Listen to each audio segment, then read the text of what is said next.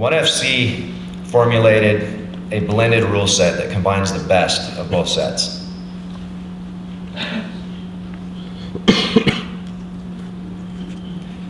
Now, in most rule sets, universally, groin attacks, spine attacks, back of the head, stomps to the head of the grounded opponent, and pile driver or spike on the head are illegal.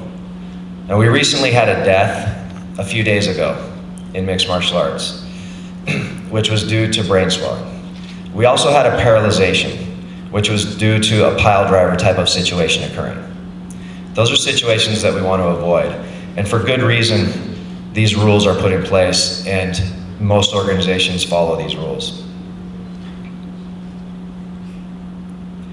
In considering the evaluation of the 3 tests, in 1FC we saw fit to allow the following techniques.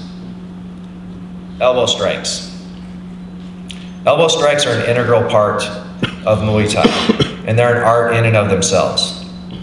But Pride didn't allow elbow strikes because they didn't want the cuts to happen.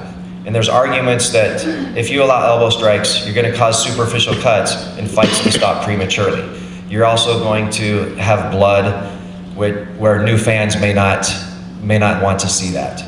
And it may turn some new fans off.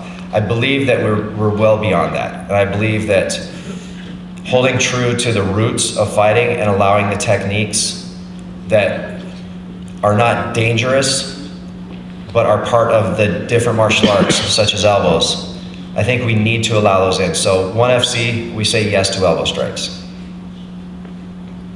Grounded knee strikes.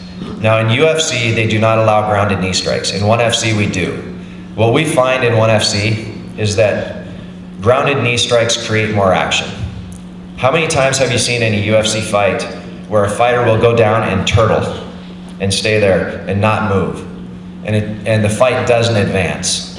Okay? Allowing for grounded knee strikes gives the fighters the ability to continue the attack.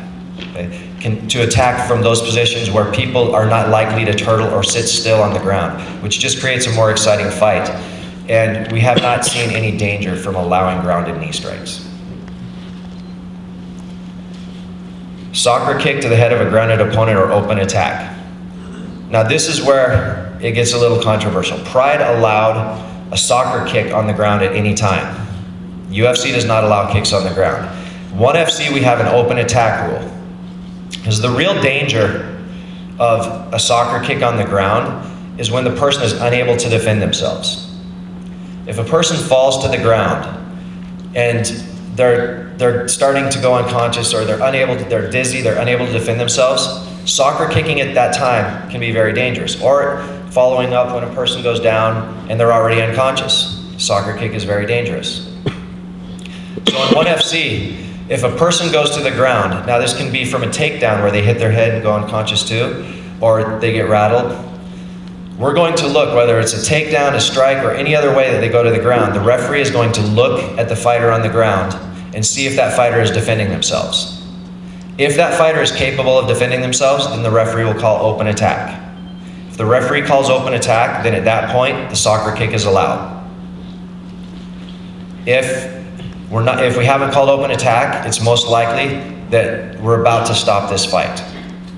But what we've done in making the open attack rule is we've taken away the possibility for that person to get seriously injured by having that soccer kick to the head when they're unable to defend.